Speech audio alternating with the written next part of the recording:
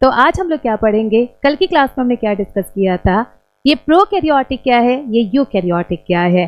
तो जल्दी से चलिए स्टार्ट करते हैं आज की क्लास, क्योंकि अभी हमें बहुत कुछ पढ़ना है। कल एक दो लोगों ने हमसे शिकायत की थी, मैम आप पढ़ाते कम हो, बात क्या ज़्यादा करते हो। तो बात नहीं करना, पढ़ाई करना है। तो चलिए सबसे पहले रिवीजन करते हैं, कुछ क्वेश्चन पूछते हैं जो आप लोगों को कल पढ़ाया जा चुका है। तो अगर सिंपली आप लोग से पूछा जाए, क्या सारे यूनिसेलुलर ऑर्गेनिज्म जो है ये प्रोकैरियोटिक होते हैं? बताइए आप लोग, क्या सारे एक कोशिकीय जीव प्रतिकेंद्रकीय होते हैं, या एक कोशिकीय भी आपके यूकैरियोटिक हो सकते हैं? बताइए आप लोग, क्या यूनिसेलुलर आप लोग की यूकैरियोटिक हो सकते हैं? और अगर हो सकते हैं तो what are the example? Example क्या होगा? आंसर दीजिए जल्दी से। बिल्कुल सही आंसर, सबने बिल्कुल सही आंसर दिया है। लेकिन अगर आप लोग से पूछा जाए क्या एग्जाम्पल है, तो क्या हमने आप लोग को पढ़ाया था, जो भी प्रोटोजोआ होते हैं जैसे अमीबा, यूग्लिना, पैरामीशियम, प्लाज्मोडियम, ये सब के सब क्या है, ये सब आपके यूकैरियोटिक सेल है। इनमें क्या है, इनमें आप लोग की सुकेंद्रकीय कोशिका है। तो कल एक और क्वेश्चन हमसे पूछा गया था जो हमने देखा नहीं था। अगर आप लोग से पूछा जाए चप्पल के आकार वाला ऑर्गेनिज्म कौन सा है, स्लीपर शेप एनिमल कौन सा है, तो आपको पता है ना, ये पैरामीशियम है। एक प्रोटोजोआ है जिसका नाम पैरामीशियम है, ये आपका चप्पल के आकार का जीव है। चलिए अगले क्वेश्चन का आंसर, अगर सिंपली आप लोग से पूछा जाए ह्यूमन की सबसे बड़ी कोशिका कौन सी होती है? आंसर दीजिए आप लोग। ह्यूमन की, मानव की सबसे बड़ी कोशिका। तो यहाँ पे आपको मेल और फीमेल नहीं पूछा जा रहा है, इन सिंपल पूछा जा रहा है कि ह्यूमन का लार्जेस्ट सेल कौन सा होगा, सबसे बड़ी कोशिका कौन सी है। तो आप लोग को पढ़ाया गया था ना, लॉन्गेस्ट अलग होता है, लार्जेस्ट अलग होता है। लॉन्गेस्ट का मतलब अकॉर्डिंग टू लेंथ, सबसे लंबी कोशिका, जबकि यहाँ पे लार्जेस्ट पूछा जा रहा है। तो बिल्कुल सही आंसर है। आप सबको पता है जो ओवम होता है, अंडाणु जो होता है, ये सबसे बड़ी कोशिका है और ये मेनली फीमेल में प्रेजेंट होता है। जबकि अगर मेल से पूछे तो उसके लिए आंसर क्या होगा, न्यूरॉन, जो तंत्रिका कोशिका है, ये सबसे बड़ी कोशिका है। तो चलिए सबने बिल्कुल सही आंसर दिया। अब आगे हम लोग बढ़ते हैं, और आगे क्या बढ़ा जाए, तो आपको पढ़ाया जा चुका है जीवाणु में कौन सी कोशिका है। इसके साथ साथ ये भी हमने पढ़ा रखा है अमीबा में कौन सी कोशिका है। तो अब आप लोग एक क्वेश्चन का आंसर दे। अगर सिंपली आप लोग से पूछे वायरस में कौन सी कोशिका होती है, चलिए आंसर दीजिए आप लोग। वायरस जो विषाणु होते हैं, विषाणु में कौन सी कोशिका है? इसमें यूकैरियोटिक होगा, प्रोकैरियोटिक होगा, दोनों होगा, या दोनों में से कोई नहीं होगा? क्या लग रहा है आप लोगों को? विषाणु। तो आप लोग बोलेंगे ये विषाणु क्या होता है? वैसे हमें पूरी उम्मीद है आप सबको पता है व्हाट इज विषाणु, ये वायरस है क्या। तो जब से कोरोना का युग आया है, आप सबको पता है ना विषाणु क्या होता है। तो आप लोग बताइए इनमें कौन सी कोशिका होगी? मैक्सिमम लोगों ने गलत आंसर दिया है, मैक्सिमम लोगों का बिल्कुल गलत आंसर है। तो देखिए यहाँ से जब भी पूछा जाए वायरस में कौन सा सेल, तो पहले आप लोग ये बताइए, जो विषाणु है ये सजीव होते हैं कि निर्जीव होते हैं? क्या लग रहा है आप लोग को? ये आप लोग के लिविंग होते हैं कि नॉन लिविंग है? तो आपको पता होना चाहिए जो विषाणु है ना, they are the link between living and non living. ये क्या होते हैं? तो they are the link between living and non living. ये सजीव तथा निर्जीव के बीच की कड़ी होते हैं। मतलब ना तो ये प्योर आपके लिविंग की तरह काम करेंगे, ना तो ये प्योर आप लोग के नॉन लिविंग की तरह काम करेंगे। ये किसकी तरह काम करते हैं? ये सजीव और निर्जीव के बीच की कड़ी है। इसका मतलब आप लोग का जब ये आप लोग का ये कंडीशन पे डिपेंड करेगा कि ये लिविंग होगा कि नॉन लिविंग होगा। तो चलिए बताइए वायरस नॉन लिविंग कब होते हैं? जी बिल्कुल मोहम्मद इमरान, आपने बिल्कुल सही आंसर दिया। ये दोनों की तरह काम कर सकते हैं। तो देखिए वायरस लिविंग की तरह, सजीव की तरह कब बिहेव करेगा, ये निर्जीव की तरह कब बिहेव करेगा। तो आप सबको पता होना चाहिए जब भी वायरस कहाँ पर रहता है, ये आपका आउटसाइड द बॉडी रहे। कहाँ पर? जब ये शरीर के बाहर रहे। ये किसकी तरह बिहेव करेगा? ये आपके निर्जीव की तरह बिहेव करेगा। तो याद रखिएगा जब भी ये शरीर के बाहर रहता है ये निर्जीव की तरह बिहेव करता है, जबकि जब ये इनसाइड द बॉडी आता है, जब ये शरीर के अंदर आता है, ये किसकी तरह बिहेव करेगा? ये आपके लिविंग सजीव की तरह बिहेव करेगा। तो अब आप लोग बताइए क्या वायरस हमेशा लिविंग हो सकता है? बताएं आप लोग, क्या वायरस हमेशा सजीव हो सकता है? तो ये हमेशा सजीव नहीं हो सकता, ये दोनों की तरह काम करेगा। शरीर के अंदर रहा ये लिविंग हो जाएगा, शरीर के बाहर रहा ये आपका निर्जीव हो जाएगा। तो आप लोग बताइए, अगर सिंपली पूछे इंडिविजुअली वायरस क्या होता है, अगर ये किसी शरीर के अंदर ना रहे ये सजीव होगा कि निर्जीव होगा? बताइए आप लोग। ये किसी के बॉडी में नहीं है, मेरी बॉडी में नहीं है, बैक्टीरिया की बॉडी में नहीं है, ये अपने आप ऐसे ही घूम फिर रहा है। तो आप लोग बताइए, जब तक ये शरीर के बाहर रहेगा ये क्या होगा? ये सजीव होगा कि निर्जीव होगा? इंडिविजुअली क्या होगा? अब सबको पता है ना, बिल्कुल सही आंसर। इंडिविजुअली ये नॉन लिविंग है, इंडिविजुअली ये आपका निर्जीव है। मतलब अगर वायरस को सजीव होना है उसके लिए एक बॉडी की जरूरत है, उसके लिए एक शरीर की जरूरत है। बिना शरीर के ये हमेशा एक निर्जीव होता है। तो आप लोग बताइए, क्या निर्जीवों में कोशिका होती है? अब तो आप लोग आंसर दे सकते हैं, क्या निर्जीवों में कोशिका होती है? अब सबको पता है ना, सेल लिविंग की प्रॉपर्टी होती है, सेल नॉन लिविंग में नहीं होता। इसका मतलब क्या वायरस में कोशिका होनी चाहिए? बताइए आप लोग, क्या वायरस में कोशिका होनी चाहिए? वायरस इंडिविजुअल नॉन लिविंग है, ये एक निर्जीव है, और जब ये निर्जीव है इसमें कोई कोशिका नहीं होगी, ये बिना कोशिका का होगा। कैसा होगा? ये बिना कोशिका का है।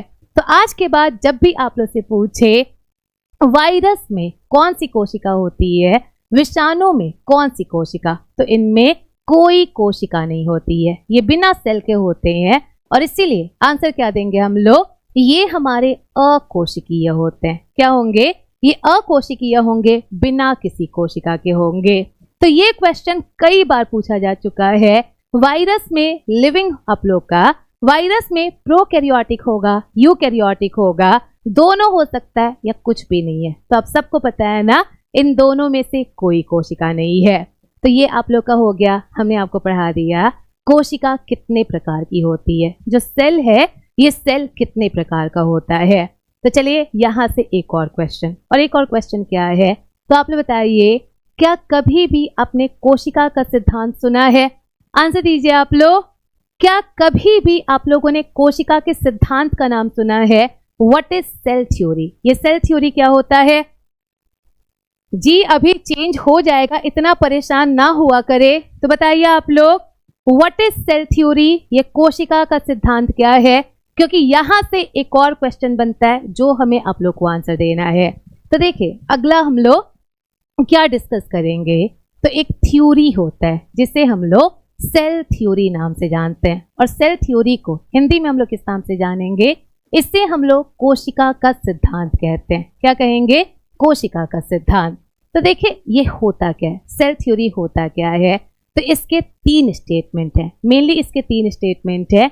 और ये 3 स्टेटमेंट कौन कौन सा है? तो देखिए, 3 साइंटिस्ट ने मिलकर यहाँ पर 3 स्टेटमेंट दिया था, बिल्कुल सही आंसर है।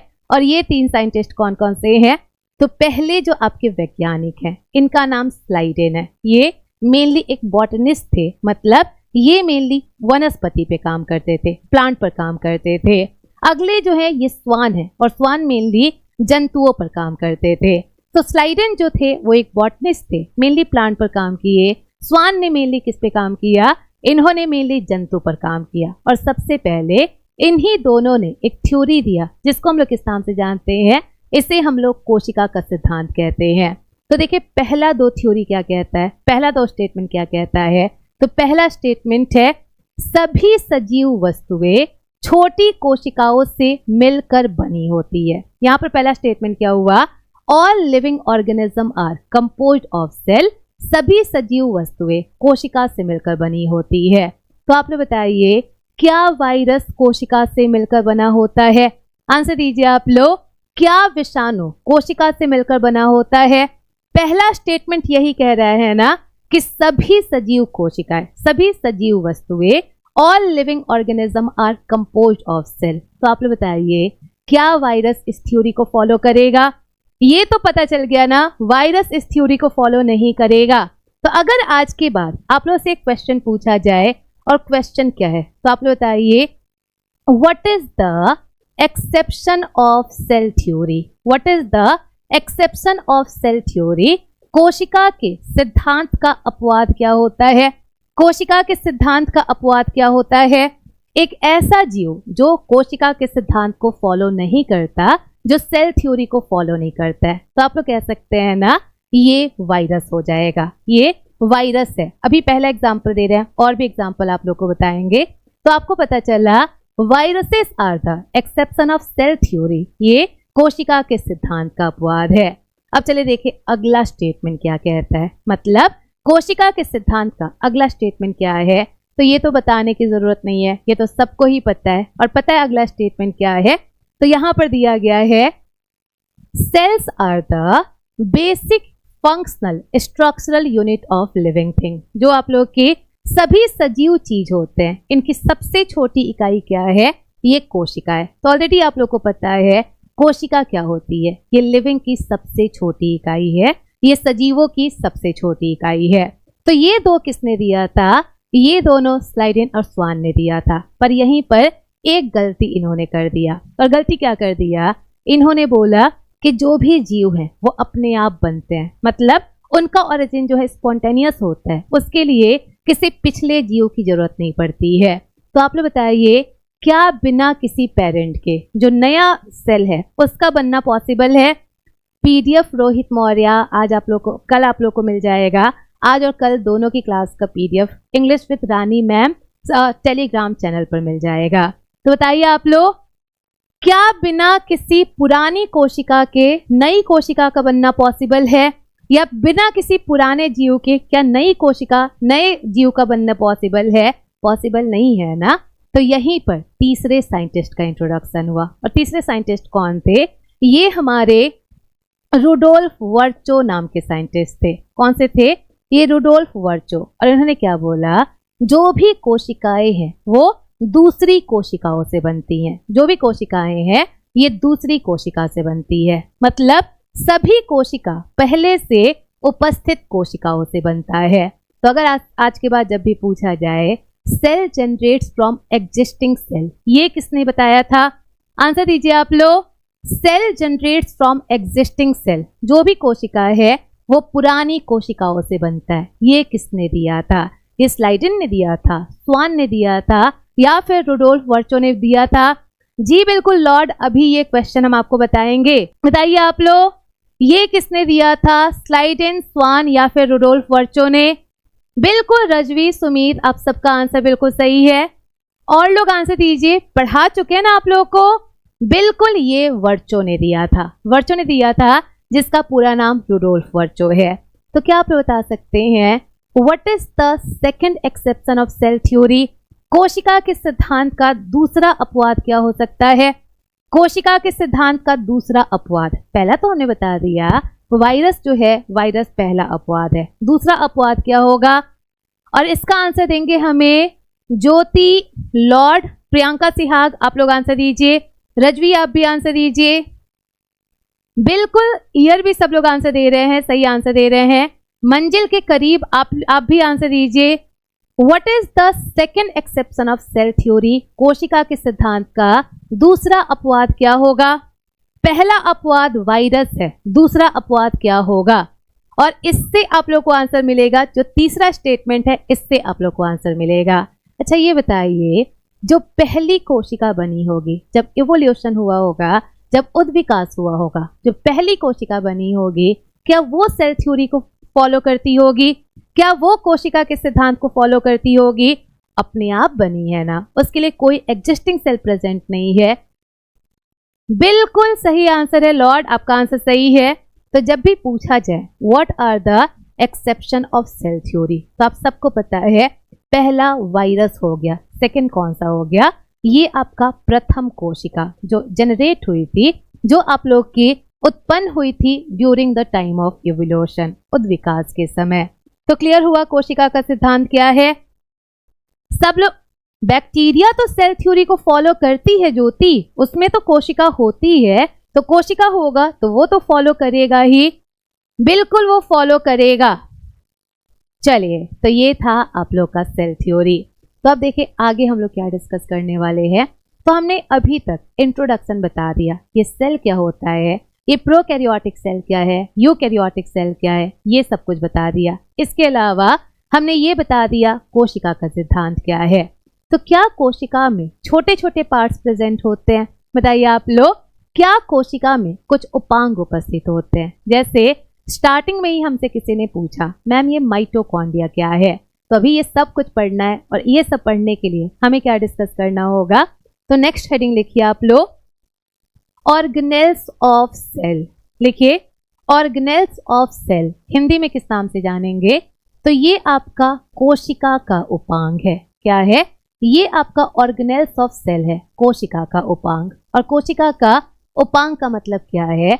तो हमारी कोशिका में जो भी छोटे छोटे पार्ट्स होते हैं, जैसे आपका न्यूक्लियस हो गया, ये क्या है? ये आप लोग का ऑर्गेनेल्स हो जाएगा। माइटोकॉन्ड्रिया, गोल्जी बॉडी, ये सब के सब क्या है? ये सब आप लोग का ऑर्गेनेल्स हो जाएगा। तो अगला हेडिंग आपका हुआ ऑर्गेनेल्स ऑफ सेल, कोशिका का उपांग। तो देखिए पहला हमारा उपांग कौन सा है? तो आप लोग देख सकते हैं यहाँ पर एक इमेज लगा हुआ है और इस इमेज में आपका पूरा सेल दिखाया गया है। कोशिका में क्या क्या होता है?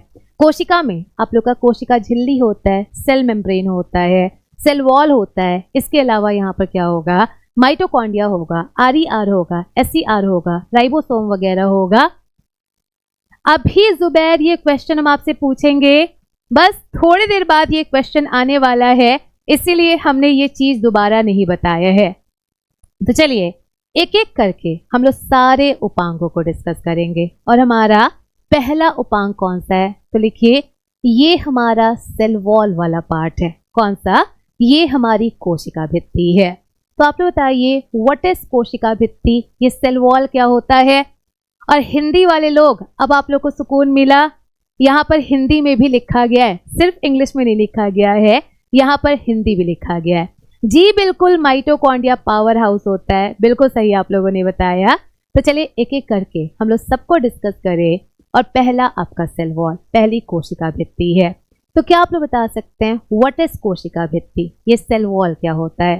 तो देखिए जो भी सेल है ना, सेल में भी मेनली किसकी बात करें तो जो आपके प्लांट का सेल होता है, जो पादप कोशिका होती है, बैक्टीरिया जीवाणु की कोशिका होती है, इसके साथ साथ जो फंगस आपके कवक की कोशिका होती है, इसके सबसे बाहरी पार्ट को हम लोग सेल वॉल नाम से जानते हैं, इसे कोशिका भित्ति नाम से जानते हैं।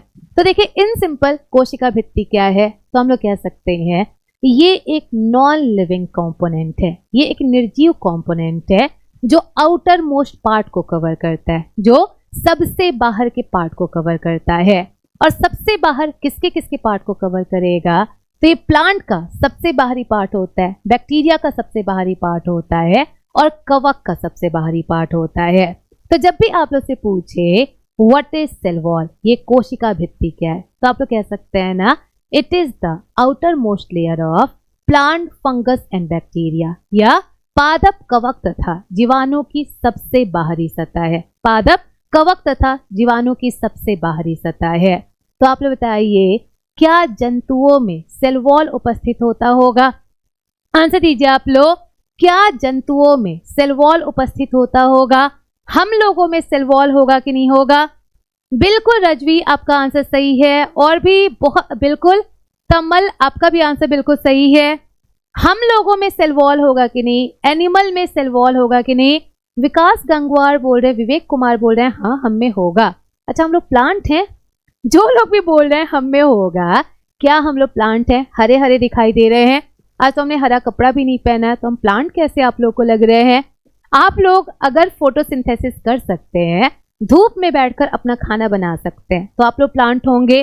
बाकी सब लोग प्लांट है यहाँ पर, हमें नहीं लगता कि कोई प्लांट फंगस या बैक्टीरिया है। तो जब भी आपसे पूछा जाए ना एनिमल में कोशिका भित्ति होती है, बिल्कुल भी नहीं।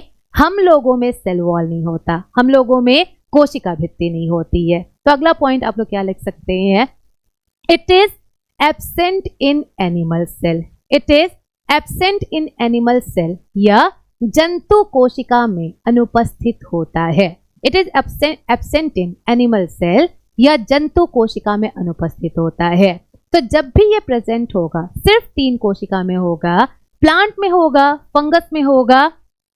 विकास नहीं, जनरली उसमें नहीं होता है सेल वॉल, उसमें प्रोटीन का एक आप लोग का कवर प्रेजेंट होता है, उनमें जनरली सेल वॉल नहीं उपस्थित होता है। तो चलिए अब देखिए आगे हम लोग क्या डिस्कस करें। तो आप लोग से अगर पूछा जाए प्लांट का सेल वॉल किससे मिलकर बना होगा, आंसर दीजिए आप लोग। अगर सिंपली पूछे जो प्लांट होता है, जो पादप होता है, इसका सेल वॉल किससे मिलकर बना होगा। ऐसे अगर पूछा जाए जो फंगस होता है, कवक होता है, इसका सेल वॉल किससे मिलकर बना है। प्लांट का सेल वॉल किससे मिलकर बना है, फंगस का सेल वॉल किससे मिलकर बना है। इसके साथ साथ जो जीवाणु होते हैं, जो बैक्टीरिया होते हैं, इनकी कोशिका भित्ति किससे मिलकर बनी है। तो देखिए तीनों अलग अलग जीव है ना, और जब तीनों अलग है इनकी कोशिका भित्ति अलग पार्ट से मिलकर बना होगा। और अलग पार्ट कौन सा है, तो बिल्कुल जुबैर मंजिल के करीब, प्रियंका, सुमित, मंडल, सबका आंसर बिल्कुल सही है। विवेक कुमार आपका भी आंसर सही है, प्रिंस कुमार का भी आंसर बिल्कुल सही है।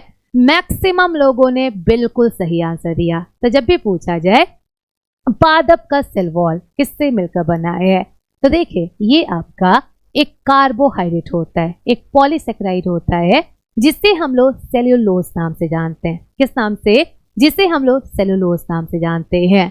तो जब भी पूछे व्हाट इज सेल्यूलोज, सेल्यूलोज क्या है, तो ये एक कार्बोहाइड्रेट है, ये एक शुगर है। और कार्बोहाइड्रेट में भी ये कौन से टाइप का कार्बोहाइड्रेट है, तो ये हमारा पॉलीसेकेराइड होता है। क्या है, ये हमारा पॉलीसेकेराइड है। अब चलिए बताइए क्या कवक में कोशिका भित्ति होती है, फंगस क्या होते हैं। तो जो मशरूम है ना, मशरूम एक फंगस होता है। ऐसे ही जो ब्रेड पर आप लोग का फफूंदी लग जाता है, वो भी क्या है, वो भी एक फंगस होता है। तो फंगस में भी कोशिका भित्ति है, पर ये सेलुलोज से मिलकर नहीं बनी है। याद रखिएगा कवक की कोशिका भित्ति सेलुलोज से मिलकर नहीं बनी होती है। और ये किससे मिलकर बनी होगी, तो ये भी एक पॉलीसेकेराइड होता है, जिसको किस नाम से जानेंगे, जिसे हम लोग काइटिन नाम से जानते हैं। तो ये आपका सेलुलोज नहीं है, पर ये भी एक पॉलीसेकेराइड ही है, और ये आपका काइटिन हो जाएगा। अब देखिए नेक्स्ट अगर पूछे जीवाणु की कोशिका भित्ति किससे मिलकर बनी है, बैक्टीरिया का सेल वॉल किससे मिलकर बना है। तो देखिए बैक्टीरिया में भी सेल वॉल उपस्थित होता है, और ये किससे किससे मिलकर, तो ये मेनली आप लोग के पेप्टिडोग्लाइकन से मिलकर बना होता है। किससे, ये मेनली पेप्टिडोग्लाइकन से मिलकर बना होता है। तो व्हाट इज पेप्टिडोग्लाइकन, पेप्टिडोग्लाइकन क्या है, तो देखिए पहला वर्ड पेप्टिड, पेप्टाइड का मतलब क्या हुआ, ये प्रोटीन से मिलकर बना है। ग्लाइकन का मतलब क्या हुआ, तो ये आपके कार्बोहाइड्रेट, शुगर से मिलकर बना है। तो ये प्योर आप लोग के कार्बोहाइड्रेट से मिलकर नहीं बना होगा, ये दो चीजों से मिलकर बना है, प्रोटीन और कार्बोहाइड्रेट। और देखिए इस कंपाउंड को हम लोग किस नाम से जानते हैं, इससे हम लोग पेक्टीन नाम से जानते हैं। किस नाम से, इसे हम लोग पेक्टीन नाम से जानते हैं।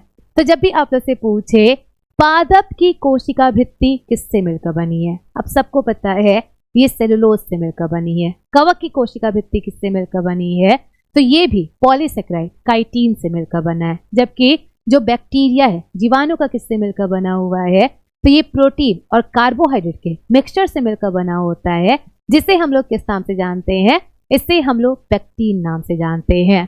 तो क्लियर हुआ सेल वॉल क्या है। चलिए बताइए सेल वॉल क्या है, कोशिका भित्ति क्या है, कुछ क्लियर हुआ आप लोग को। किसमें होता है सेल वॉल, किसमें नहीं होता है, ये सब कुछ हमने पढ़ा दिया ना, कि हम लोगों में सेल वॉल नहीं होगा, एनिमल में सेल वॉल नहीं होगा, सेल वॉल कहाँ कहाँ है ये भी हमने डिस्कस कर दिया। किसका सेल वॉल किससे मिलकर बना है, ये भी हमने आप लोग को डिस्कस कर दिया। Ankit Kumar outer layer of cell नहीं कह सकते। अंकित कुमार बस इतना बता दे, क्या ये सारे सेल में होता है, क्या ये सारी कोशिका में होता है। जी बिल्कुल हिमांशु, मोर देन 10 मॉलिक्यूल्स होते हैं, जिसे हम लोग पॉलीसेकेराइड नाम से जानते हैं। बिल्कुल सही आपने आंसर दिया। ये सब पढ़ाएंगे आपको, ओलिगोसेकेराइड क्या है, पॉलीसेकेराइड क्या है, मोनोसेकेराइड क्या है, ये सब कुछ आप लोग को डिस्कस किया जाएगा। पीडीएफ कहाँ मिलेगा, हमने कितने बार बता दिया। English with Rani ma'am Telegram channel को सब्सक्राइब कीजिए, वहीं पर आप लोग को ये पीडीएफ मिल जाएगा। और एक और चीज आप लोग को बताना है, बस आज और कल ये इंग्लिश विद रानी मैम पर चलेगा क्लासेस, उसके बाद ये यूसी लाइव पर चलेगा। हमने आप लोग को बता दिया है ना, चौथी क्लास जो है वो आपका यूसी लाइव चैनल पे चलेगा। तो प्लीज इस चैनल को सब्सक्राइब कर लीजिए, ताकि आप लोग का कोई भी क्लास मिस ना हो। तो अगर आप लोग चाहते हैं पूरा साइंस बहुत अच्छे से पढ़े, तो यूसी लाइव को जल्दी से सब्सक्राइब कर ले। तब चलिए आगे डिस्कस करें। आगे पढ़े हम लोग, तो आगे क्या डिस्कस करना है चलिए बताइए। Who discovered cell wall? कोशिका भित्ति को किसने डिस्कवर किया था? आंसर दीजिए। Who discovered cell wall? कोशिका भित्ति को किसने डिस्कवर किया था? हमने नहीं किया था, कोई तो किया होगा ना। थ्योरी नहीं पढ़ाते तो ये थ्योरी नहीं पढ़ा रहे तो क्या पढ़ा रहे हैं भाई?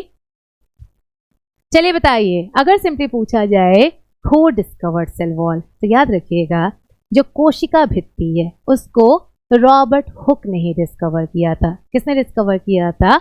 उसको भी रॉबर्ट हुक ने डिस्कवर किया था। तो चाहे सेल पूछे, चाहे आप लोग से सेल वॉल पूछा जाए, सेल मेम्ब्रेन पूछा जाए, सबको डिस्कवर किसने किया था? सबको आप लोग का सिंपली नहीं, दोनों अलग अलग है पर मेनली पेक्टीन से मिलकर बना होता है और दोनों पेप्टिडोग्लाइकन होता है। कमल, दोनों पेप्टिडोग्लाइकन है, दोनों प्रोटीन और कार्बोहाइड्रेट का ही मिक्सचर है। तब चलिए आगे नेक्स्ट हम लोग क्या डिस्कस करें।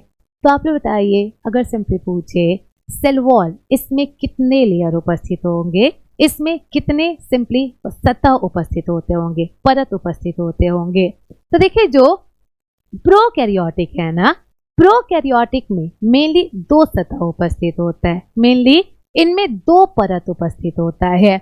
जबकि जो प्लांट सेल है, जो आपकी पादप की कोशिका भित्ति है, इसमें आपके 3 सतह उपस्थित होते हैं। तो प्रोकैरियोटिक में आपके 2 सतह उपस्थित हैं। जो यूकैरियोटिक मेनली जो प्लांट और फंगस है, इसमें कितने सतह होते हैं? इनमें मेनली आप लोग की 3 सतह हैं। और ये 3 सतह कौन कौन से हैं? तो आप लोग यहाँ पे इमेज देख सकते हैं। ये आप लोग का सेल वॉल है, ये आपकी कोशिका भित्ति है। तो जो कोशिका भित्ति का सबसे बाहर का हिस्सा होता है, इसे हम लोग क्या कहेंगे? ये हमारा प्राइमरी वॉल है, ये प्राथमिक दीवार है। ये क्या है? ये प्राथमिक कोशिका भित्ति है। इसके बाद जो आप लोग का सेकंड वाला पार्ट होता है, बीच में आप लोग देख सकते हैं ये गैप वाला भाग है, इसको किस नाम से जानेंगे? ये हमारा मिडिल लैमेला होता है, ये मध्य लैमेला है। जबकि तीसरा भाग कौन सा है? तो ये अंदर की दीवार होती है। और अंदर की दीवार कौन सी है? ये द्वितीय कोशिका भित्ति है। तो सिंपली ये क्वेश्चन पूछा जा चुका है, पादप की कोशिका भित्ति कितने सतह से मिलकर बनी है? सिंपली पूछा जाए पादप की कोशिका भित्ति कितने लेयर से मिलकर बना हुआ है? प्लांट का सेल वॉल कितने लेयर से मिलकर बना है? तो ये मेनली आपके 3 लेयर से मिलकर बना है। और ये 3 लेयर कौन कौन सा हो गया? आपका प्राइमरी सेल वॉल होगा, मिडिल लैमेला होगा, आप लोग का थर्ड कौन सा हो गया? ये आपका सेकेंडरी सेल वॉल है। तो बताइए इनके कार्य क्या होते होंगे? कोशिका भित्ति के कार्य क्या होंगे? सिद्धार्थ 2-3 मिनट बाद दोबारा क्लास स्टार्ट हो गया था। चलिए तो बताइए, what are the functions of cell wall? कोशिका भित्ति के कार्य क्या होंगे? ये क्या क्या कार्य करता होगा? कुछ तो कार्य करेगा ना, या कोई कार्य नहीं करेगा? बहुत सारे कार्य हैं, वो सब हम आपको बताएंगे, लेकिन थोड़ा बहुत बताइए। हिंदी इंग्लिश हम दोनों में पढ़ा रहे हैं जुबैर। पूरा हिंदी में पढ़ाएंगे तो इंग्लिश वालों को दिक्कत हो जाएगी, पूरा इंग्लिश में हम पढ़ाएंगे तो हिंदी वालों को दिक्कत हो जाएगी, इसीलिए हम दोनों में मिला जुला कर पढ़ा रहे हैं। तो चलिए देखिए इसका कार्य क्या है, इसका फंक्शन क्या है। तो देखिए इसका सबसे पहला काम आपको पता होना चाहिए, जो कोशिका भित्ति है ये एक रिजिड सा लेयर होता है, ये एक कठोर सा लेयर होता है। और जब ये कठोर सा लेयर है, ये कोशिका को शेप प्रदान करता है, क्या करेगा? स्ट्रेंथ प्रदान करेगा। तो जब भी आपसे पूछे what is the main function of cell wall, cell wall का मेन काम क्या है, तो आप लोग कह सकते हैं ये कोशिका को एक डेफिनेट शेप प्रदान करता है, स्ट्रेंथ प्रदान करता है, रिजिडिटी प्रदान करता है। तो क्या हुआ आप लोग का? इसका मेन काम है ये आकार प्रदान करेगा, ये कोशिका को मजबूती प्रदान करेगा, ये कोशिका को कठोरता प्रदान करेगा। तो जी बिल्कुल, आप सबने बिल्कुल सही आंसर दिया है। पहला तो सबने सही आंसर दिया है कि ये स्ट्रेंथ प्रदान करेगा, ये मजबूती प्रदान करेगा। अब देखिए नेक्स्ट इसका काम क्या है। तो आपको पता होना चाहिए जो आपका सेल वॉल है ये एक रिजिड सा लेयर है, मतलब ये सुरक्षा भी प्रदान करता है। क्या करेगा? ये आप लोग का सिंपली जो भी शॉक वगैरह लग रहे हैं या जो भी सेल पे एक्सटर्नल फोर्सेस वगैरह लग रहे हैं, इनसे प्रोटेक्शन प्रदान करता है, सुरक्षा प्रदान करता है। अभी इसका बहुत अच्छा एग्जाम्पल बताने वाले हैं, जब MCQ कराएंगे तब बहुत अच्छा सा एग्जाम्पल बताएंगे। तो आप लोगों को क्या पता चला, ये प्रोटेक्शन प्रदान करेगा, एक्सटर्नल इन्वायरमेंट से, शॉक वगैरह से कोशिका को सुरक्षा प्रदान करेगा। और देखिए और इसका काम क्या है, तो आप लोग बताइए क्या ये पानी जाने पर कोशिका के साइज को बढ़ने देगा? बताइए आप लोग, क्या ये कोशिका में पानी जाने पर कोशिका के साइज को बढ़ने देगा? ये एक रिजिड सा लेयर है ना, और रिजिड सा लेयर है, इसका मतलब ये कोशिका के एक्सपेंशन को क्या करेगा, कम करेगा। ये कोशिका को फैलने नहीं देता है। तो अगर कोशिका में बहुत ज्यादा पानी चला गया, ये सेल के एक्सपेंशन को कंट्रोल करता है, उसको बहुत ज्यादा फैलने नहीं देता है। इसके अलावा ये कठोर सा लेयर है, ये वाटर लॉस को भी रोकता है, ये पानी को बाहर निकलने से भी रोकता है। तो बहुत सारे काम है, आप लोग को पता चला। मेन मजबूत होने के कारण, मेन रिजिड होने के कारण ये प्रोटेक्शन प्रदान करेगा, ये शेप प्रदान करेगा, पानी ज्यादा जाने पर ये कोशिका को फैलने नहीं देगा, पानी का लॉस नहीं होने देगा। तो ये आपका सेल वॉल था, ये आपका कोशिका भित्ति था। तब चले बताए आखिरी question, what is the nature of cell wall? आंसर दीजिए जल्दी से। What is the nature of cell wall? कोशिका भित्ति की प्रवृत्ति क्या होती है? कोशिका भित्ति की प्रवृत्ति क्या होती है? मतलब ये परमिएबल होगा, पारगम्य होगा, सेमी परमिएबल होगा, अर्ध पारगम्य होगा, या ई परमिएबल, अपारगम्य होगा। देखिए परमिएबल का मतलब क्या है, जो हर चीज को पास होने दे, ये परमिएबल होता है। जो सेमी परमिएबल है, इसका मतलब क्या है, आधे चीज को पास करेगा, आधे चीजों को अपने पास रख लेगा, ये आपका अर्ध पारगम्य होता है, सेमी परमिएबल होता है। ई परमिएबल का मतलब क्या है, जो कुछ भी पास नहीं होने देगा, ये आपका ई परमिएबल होता है। तो इसका नेचर कैसा है? सुमित जुबैर गलत आंसर है, गलत आंसर है। अंजलि मोटिवेशनल आपका भी गलत आंसर है। डैशिंग रोशन आपका भी गलत आंसर है। अब तो आंसर मिल ही जाएगा जब मैक्सिमम लोगों का गलत ही आंसर है। 2 ऑप्शन गलत हो गए तो तीसरा तो सही आ जाएगा। और देखिए सबसे पहले सही आंसर किसका आता है? What is the nature of cell wall? Cell wall का नेचर कैसा है? अच्छा सब लोग बोल रहे हैं सेमी परमिएबल, ये अर्ध पारगम्य होता है। अच्छा इस इमेज को देखिए आप लोग, इस इमेज में देख सकते हैं बीच बीच में सेल वॉल में गैप उपस्थित है, बीच बीच में कोशिका भित्ति में अंतराल उपस्थित है। तो आप लोग बताइए जब अंतराल उपस्थित है, क्या यहाँ से सारा खाना निकल नहीं सकता है? बताइए आप लोग, क्या यहाँ से सारा खाना निकल नहीं सकता है? मतलब ये पूरी तरह परमिएबल होता है, ये फुल्ली परमिएबल होता है, ये पूरी तरह पारगम्य होता है। तो जी डैशिंग अब आपका सही आंसर है। जब भी आपसे पूछा जाए सेल वॉल का नेचर कैसा होगा, तो इट इज परमिएबल। ये कैसा है? ये हमारा पारगम्य है, ये सब कुछ को पास कर सकता है, दैट्स वाई ये हमारा परमिएबल है। तो प्लीज कंफ्यूज नहीं होइएगा, कोशिका झिल्ली सेमी परमिएबल होता है, जो सेल मेम्ब्रेन है वो आपका सेमी परमिएबल होता है, पर ये क्या है, ये हमारा फुल्ली परमिएबल है, ये पूरी तरह पारगम्य है। तो कुछ क्वेश्चन किया जाए? जी बिल्कुल मोए मोए हो गया यहाँ, तो कोई बात नहीं, मेरे सामने मोए मोए हो जाए तब भी क्या फर्क पड़ता है, आप लोग तो मेनली सीखने के लिए आए हैं ना, तो मोए मोए भी चलता है। जी अब आगे डिस्कस करें। मैम फिर फॉरेन नहीं, जुबैर फॉरेन थिंग कैसे एंटर कर जाएगा? सेल वॉल के बाद सेल मेम्ब्रेन भी तो होता है, और जो सेल मेम्ब्रेन है वो क्या करेगा, उसे सिंपली एंटर करने से रोकता है, वो सेमी परमिएबल होता है, दैट्स वाई वो एंटर नहीं करने देता। जी बिल्कुल प्रियंका सिहाग आपका आंसर बिल्कुल सही है। चलिए तो अब हम लोग यहाँ पे कुछ क्वेश्चन सॉल्व करते हैं, और पहला क्वेश्चन क्या है, इसका आंसर तो सबको ही पता है। चलिए बताइए, कवक की कोशिका भित्ति किससे मिलकर बनी होती है? आंसर दीजिए आप लोग, कवक की कोशिका भित्ति किससे मिलकर बनी होती है? Cell wall of fungus is composed of, सामने ही लिखा हुआ है, हमें तो बताने की भी जरूरत नहीं पड़ेगी, देख लीजिए नकल करने के लिए यहाँ पर सामने लिखा हुआ भी है। तो बिल्कुल सही आंसर आप सबको पता है ना, कवक की कोशिका भित्ति काइटिन से मिलकर बनी होती है, जो कि एक पॉलीसेकेराइड है, जो कि एक कार्बोहाइड्रेट है। तो ये किससे मिलकर बना है? ये आपके काइटिन से मिलकर बना है। अब चलिए अगला नेक्स्ट क्वेश्चन क्या पूछा जाए, तो आप लोग बताइए डाई एटम्स की कोशिका भित्ति किससे मिलकर बनी होती है। सेकेंड क्वेश्चन का आंसर दे, डाई एटम्स की कोशिका भित्ति किससे मिलकर बनी होती है। तो पहले जान ले व्हाट इज डाई एटम्स, ये डाई एटम्स क्या होते हैं। तो हम लोग कह सकते हैं ये मेनली एल्गी होते हैं, ये मेनली शैवाल होते हैं।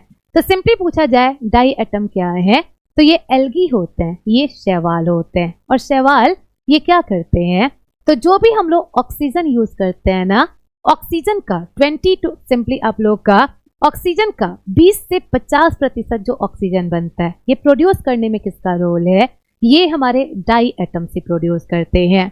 तो अगर सिंपली आप लोग से पूछे जी बिल्कुल प्रियंका सिहाग आपका आंसर सही है, तो इसकी कोशिका भित्ति किससे मिलकर बनी है, तो बोला जाता है डाई एटम्स ऐसे शैवाल हैं जो कांच से बने हुए घर में रहते हैं। यहां पर ध्यान दीजिए पहला पॉइंट क्या लिखा गया है, डाई एटम्स ऐसे शैवाल हैं जो कांच से बने हुए घर में रहते हैं। और कांच किससे बना होता है, इनका जो सेल वॉल है वो ट्रांसपेरेंट होता है, पारदर्शी होता है, इसीलिए बोला जाता है ये कांच से बने हुए घर में रहते हैं। और कांच किससे मिलकर बना है, तो बिल्कुल प्रियंका रजवी आप दोनों का आंसर बिल्कुल सही है। जब भी आप लोग से पूछा जाए ना कि डाई एटम्स का सेल वॉल किससे मिलकर बना है, तो ये सिलिका से मिलकर बना होता है। किससे मिलकर बना हुआ है, ये सिलिका से मिलकर बना है। तो ये ना तो ये आपके मैग्नीशिया से मिलकर बना है, ना तो अमोनिया से मिलकर बना है, ये सिलिका से मिलकर बना है। अब चलिए अगला क्वेश्चन आपके लिए। नेक्स्ट क्वेश्चन क्या है, पहले यहाँ पे डी ऑप्शन लिख दे फिर आपको आंसर देंगे। चलिए बताइए, कभी आप लोग ट्यूबरकुलोसिस बीमारी का नाम सुना है आप लोगों ने। चलिए बताइए, have you ever heard about tuberculosis. एक बीमारी होती है जिसे हम लोग टीबी भी कहते हैं, ट्यूबरकुलोसिस कहते हैं। ट्यूबरकुलोसिस बीमारी क्या है, तो एक बीमारी ऐसी है जिसमें हमारे मेनली लंग्स में इन्फेक्शन होता है। लंग्स के अलावा आपको सिंपली और जगह भी इन्फेक्शन हो सकता है, पर मेनली इसमें फेफड़े में इन्फेक्शन होता है। और ये एक जीवाणु के द्वारा होता है, ये एक बैक्टीरिया के द्वारा होता है जिसे हम लोग माइकोबैक्टीरियम ट्यूबरकुलोसिस कहते हैं। क्या कहेंगे, इस बैक्टीरिया का नाम क्या है, तो ये हमारा माइकोबैक्टीरियम ट्यूबरकुलोसिस है। तो आप लोग से पूछा जाए क्या इसमें सेल वॉल उपस्थित होता होगा, क्या इनमें कोशिका भित्ति उपस्थित होती होगी। टीबी के बैक्टीरिया में सेल वॉल होगा या नहीं होगा, तो आपको डाई एटम को हिंदी में डाई एटम ही कहते हैं, डाई एटम का कोई हिंदी नाम नहीं होता है रजवी। तो चलिए बताइए, क्या टीबी के बैक्टीरिया में सेल वॉल होगा, है तो बैक्टीरिया ना, और जब बैक्टीरिया है इसकी भी कोशिका भित्ति होगी। और इसकी कोशिका भित्ति किससे मिलकर बनी है, सेलुलोज से मिलकर बनी है, नाइट्रिक एसिड से मिलकर बनी है, एसीटोन से मिलकर बनी है, या फिर माइकोलिक एसिड से। क्या लग रहा है आप लोग को, किससे मिलकर बनी होगी, आपका सेलुलोज होगा, नाइट्रिक एसिड होगा, एसीटोन होगा, या फिर माइकोलिक एसिड। तो आप लोग प्लीज याद रखिएगा इसका जो सेल वॉल है ये माइकोलिक एसिड से मिलकर बना होता है। किससे, ये माइकोलिक एसिड। और व्हाट इज माइकोलिक एसिड, तो सिंपली देखा जाए ये एक तरह का फैट होता है। क्या होता है, ये एक तरह का फैटी एसिड होता है। सिंपली कह सकते हैं ये एक तरह का वसा होता है और ये बहुत खतरनाक है। यही उपस्थित होने के कारण टीबी का बैक्टीरिया इतना मजबूत होता है। आप लोग बोलेंगे ये कैसे मजबूत उसको बनाएगा, तो देखिए जो माइकोलिक एसिड है ना, ये टीबी के बैक्टीरिया को इम्यूनिटी प्रदान करता है। क्या करेगा, ये टीबी के बैक्टीरिया को प्रतिरोधक क्षमता प्रदान करता है, मतलब हमारे WBC से इसे बचाने का काम करता है।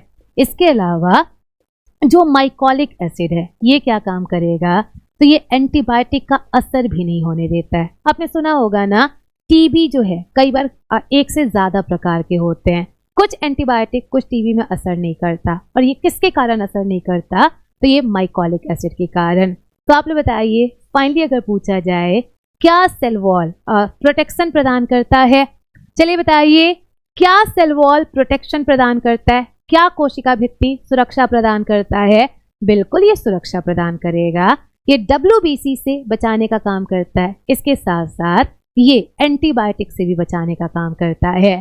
तो आप लोग को पता चला सेल वॉल का काम क्या है, इसके साथ साथ किसका सेल वॉल किससे मिलकर बना है, डाई एटम का सेल वॉल किससे मिलकर बना है। इसके अलावा जो टीबी का बैक्टीरिया है इसका सेल वॉल किससे मिलकर बना है। कब आता है अगला, जी बिल्कुल शेप साइज सब कुछ प्रदान करता है। अब चलिए बताइए नेक्स्ट अगर पूछा जाए the cell wall of plant cell is, पादप कोशिका की कोशिका भित्ति कैसी होती है, बताइए आप लोग। पादप कोशिका की कोशिका भित्ति कैसी होती है, ये अपारगम्य होगी, ये आप लोग का ई परमिएबल होगी, सेलेक्टिव परमिएबल होगी, चयनात्मक पारगम्य होगी, फुल्ली परमिएबल होगी या फिर सेमी परमिएबल होगी। जी मोटिवेशनल कोट्स आपका आंसर सही है। हिंदी में भी लिख दे रहे हैं भाई, परेशान नहीं होइए आप लोग, हम हिंदी में भी लिख देंगे। बताइए आप लोग, अभी तो हमने आप लोगों को पढ़ाया था ना, ये फुल्ली परमिएबल है, सेमी परमिएबल है, सेलेक्टिव परमिएबल है। जी बिल्कुल सबने सही आंसर दिया, मंजल के करीब को छोड़कर सबने सही आंसर दिया। ये फुल्ली परमिएबल होता है, ये पूरी तरह पारगम्य होता है। तो आंसर क्या हुआ, सी आंसर होगा, ये पारगम्य है। तो चलिए बताइए अगर पूछा जाए what organism lacks cell wall, इनमें से कौन सा जीव है जिनमें कोशिका भित्ति नहीं होता। चलिए बताइए इनमें से कौन सा जीव है जिनमें कोशिका भित्ति नहीं होता। पादप कोशिका में नहीं होगा, प्रोटोजोआ में नहीं होगा, जीवाणु में नहीं होगा या फिर शैवाल में नहीं होगा। हमें पूरी उम्मीद है कि आप लोग आंसर दे सकते हैं, हमें पूरी उम्मीद है कि आप लोग आंसर दे सकते हैं। तो चलिए बताइए इनमें से किसमें कोशिका भित्ति नहीं होता है। बिल्कुल सत्या, सुमित आप लोग का आंसर सही है, बाकी अंकित आपका भी आंसर सही है, अखिलेश, विवेक, मोटिवेशनल कोट सबका आंसर बिल्कुल सही है। शिव यादव आपने बिल्कुल गलत आंसर दिया है। अच्छा ये बताइए प्लांट, अब सबको पता है ना इसमें सेल वॉल होता है, बैक्टीरिया में भी सेल वॉल होता है, एल्गी भी एक तरह के प्लांट्स ही होते हैं, जो शैवाल होते हैं शैवाल भी एक तरह के प्लांट्स होते हैं, तो इनमें भी कोशिका भित्ति होगी। अब सबको पता है प्रोटोजोआ एक एनिमल होता है। प्रोटोजोआ क्या है, ये एक तरह का जंतु है, और जब प्रोटोजोआ एक एनिमल है इसमें कोई कोशिका भित्ति नहीं होगा, इसमें कोई सेल वॉल नहीं होगा। तो जी बिल्कुल सही आंसर है, चाहे अमीबा पूछा जाए, प्रोटोजोआ पूछा जाए, इनमें कोई कोशिका भित्ति नहीं है। अब देखिए अगला क्वेश्चन हमारे पास क्या है। तो चलिए लास्ट 2 क्वेश्चन है आपके पास। पहला क्वेश्चन क्या है, इनमें से कौन से साइंटिस्ट ने ये बताया था कि सेल वॉल पादप कोशिका का एक यूनिक फीचर होता है। चलिए बताइए इनमें से कौन से साइंटिस्ट ने बताया था कि कोशिका भित्ति प्लांट सेल का एक यूनिक फीचर होता है, एक अलग तरह का फीचर होता है। क्या इसका आंसर दे सकते हैं आप लोग। अच्छा रुडोल्फ वर्चो ने बताया था, नहीं रुडोल्फ वर्चो ने नहीं बताया था, रॉबर्ट कोच ने भी नहीं बताया था। अच्छा इन दोनों में से जूलॉजिस्ट कौन से थे, स्लाइडेन और स्वान में से जूलॉजिस्ट कौन से थे। जो जूलॉजिस्ट थे उन्होंने बताया था कि पादप कोशिका में सेल वॉल होता है, एनिमल सेल में सेल वॉल नहीं होता है। तो क्या हमने आप लोगों को बताया था, इनमें से एनिमल का डिस्कशन किसने किया था, इनमें से प्लांट का डिस्कशन किसने किया था। सोच लीजिए आप लोग इसका आंसर दीजिए। अभी थोड़ी देर पहले तो हमने बताया था ना, इन दोनों में से जूलॉजिस्ट कौन से थे जिन्होंने एनिमल पे स्टडी किया था। तो याद कीजिए थोड़ी देर पहले आप लोग को सेल थ्योरी पढ़ाया गया था ना, और सेल थ्योरी में हमने क्लियरली बताया था कि जो स्वान है इन्होंने एनिमल पे काम किया था, इन्होंने जंतु पे काम किया था, और ये एक जूलॉजिस्ट थे, और इन्होंने बताया था कि सेल वॉल एनिमल सेल में नहीं होता, ये किस में उपस्थित होगा, ये सिर्फ और सिर्फ प्लांट सेल में होगा, ये सिर्फ और सिर्फ पादप कोशिका में होगा। तो आंसर जब भी पूछा जाए इसका आंसर क्या है, आप लोग को पता है ये हमारे थियोडोर स्वान हो जाएंगे। अब चलिए बताइए अगला सेकेंड लास्ट क्वेश्चन, अगर आप लोग से पूछे इनमें से कौन से साइंटिस्ट है जिन्होंने बताया था कोशिका पुरानी कोशिका से ओरिजिनेट होती है। चलिए बताइए इनमें से कौन से साइंटिस्ट हैं जिन्होंने बताया था कि जो सेल है वो प्री एग्जिस्टिंग सेल से जनरेट होते हैं। ये आपके ल्यूएनहॉक है, स्लाइडेन है, रुडोल्फ वर्चो है या फिर स्वान है। कौन है इन चारों में से, ल्यूएनहॉक तो नहीं है भाई, हम पहले पढ़ा चुके हैं। रुडोल्फ वर्चो है जिन्होंने बताया था कि कोशिका पुरानी कोशिका से जनरेट होती है, और इसी लाइन को हम लोग क्या कहते हैं, ओमनिस सेलुला ई सेलुला। देखिए ये जो लाइन है ना, इसको कहते हैं ओमनिस सेलुला ई सेलुला, मतलब कोशिका प्री एग्जिस्टिंग सेल से जनरेट हो रहा है, इसी को ओमनिस सेलुला ई सेलुला कहते हैं। तो जब भी पूछा जाए ओमनिस सेलुला ई सेलुला का मतलब क्या है, तो आप लोग कह सकते हैं all cells arise from pre existing cell. सारी कोशिका पुरानी कोशिका से बनता है, सारी कोशिका पुरानी कोशिका से बनता है। तो चलिए आखिरी क्वेश्चन बताएंगे आप लोग। जी बिल्कुल डैशिंग रोशन, इसी को तो ओमनिस सेलुला ई सेलुला कहते हैं कि पुरानी कोशिका सिंपली नई कोशिका पुरानी कोशिका से बनता है। जी माइटी मोहित, आप लोग का फिजिक्स भी चलेगा, एक टॉपिक बायो का, एक टॉपिक केमिस्ट्री, एक टॉपिक फिजिक्स, ऐसे करके हम लोग डिस्कस करेंगे। तो चलिए लास्ट क्वेश्चन का आंसर दे। अगर किसी पादप कोशिका से कोशिका भित्ति हटा दिया जाए, उसको किस नाम से हम लोग जानेंगे, बताइए आप लोग। अगर किसी प्लांट सेल से हम लोग सेल वॉल हटा दे, कोशिका भित्ति हटा दे, तो इसको हम लोग किस नाम से जानेंगे। ये हमारा टोनोप्लास्ट होगा, प्रोटोप्लास्ट होगा, सिम्प्लास्ट होगा या एपोप्लास्ट होगा। अभी तक किसी का आंसर सही नहीं आया है, चलिए बताइए। अगर किसी पादप कोशिका से कोशिका भित्ति हटा दिया जाए, जी मोटिवेशनल, आपका आंसर बिल्कुल सही है। श्वेता सुनीता का भी आंसर बिल्कुल सही है। इसे हम लोग प्रोटोप्लास्ट कहते हैं। क्या कहते हैं, इसे हम लोग प्रोटोप्लास्ट कहते हैं। तो आप लोग को दो चीजें याद रखना है। सबसे पहला, यूसी लाइव चैनल को सब्सक्राइब करना है, क्योंकि परसों हम लोग वहीं पर पढ़ेंगे। इसके साथ साथ English with Rani ma'am channel को सब्सक्राइब करना है टेलीग्राम पर, बिकॉज आज और कल का पीडीएफ आपको वहीं पर मिलेगा। और इसके साथ साथ चाहें तो आप लोग बायोलॉजी बाई सबा पे भी जुड़ सकते हैं, वो मेरा चैनल है। अगर कोई डाउट वगैरह पूछना है, आप लोग वहां पर हमसे पूछ सकते हैं। बायो बाई सबा करके है, जिसपे अप्रॉक्स 26-27 हज़ार सब्सक्राइबर होंगे, आप लोग वहां पर भी जुड़ सकते हैं। तो चलिए बताइए, आज की क्लास समझ आया। वैभव 0901 शायद है, आपने कल बोला था कि मैम आपका 30 मिनट के बाद क्लास लग रहा था, आप रिवीजन करा रहे थे, तो हमने आपके बात को ध्यान में रखा है और आज हमने पूरी क्लास समझा कर पढ़ाया। तो बताइए समझ आया आप लोग को। मेरी क्लास की टाइमिंग 10 से 11 बजे की है, क्योंकि इस टाइम बहुत अच्छा रहता है, आप सब लोग भी फ्री रहते हैं, तो इसीलिए हमने ये टाइम मेनली सिलेक्ट किया है। क्या डेली क्लास होती है? Ankit Kumar, Monday to Friday मेरी डेली क्लास होगी, सैटरडे और संडे नहीं होगी। बाकी 5 दिन हम आपको मिलने वाले हैं, और जब तक आपका 100 क्लास कंप्लीट ना हो जाए, तब तक हम आपको मिलने वाले हैं। तो चलिए, रिवीजन भी हो गया ना। Thank you so much SSC, ये तो सारे इसका ही नाम रख दिए। चलिए थैंक यू सो मच, सबको समझ आ गया। तो कल हम लोग मिलते हैं दोबारा। कल हम लोग अपने सेल के और अदर पार्ट को डिस्कस करेंगे कि आप लोग का सेल मेम्ब्रेन क्या होता है, साइटोप्लाज्म क्या होता है, प्रोटोप्लाज्म क्या होता है, ये सब कुछ हम लोग डिस्कस करेंगे। तो कल आप लोग मिलने वाले हैं। वैसे हमें उम्मीद है आप सब लोग कल दोबारा 10 बजे प्रेजेंट रहेंगे यहाँ पर। ऐसे आप लोग एनर्जी के साथ पढ़ेंगे, ऐसे आप लोग एनर्जी के साथ रिप्लाई करेंगे। तो सबको thank you so much. Good night class, आराम से सो जाइए आप लोग। गुड नाइट सबको, thank you so much class.